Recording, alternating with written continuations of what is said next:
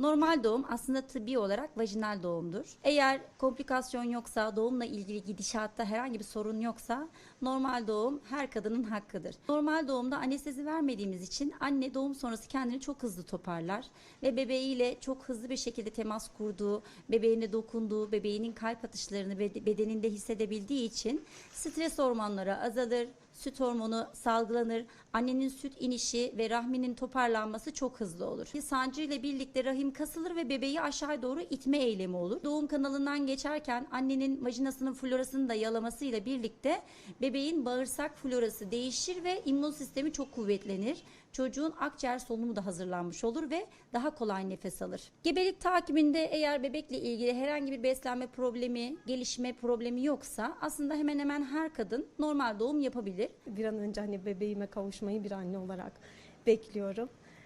Gün sayıyoruz yani.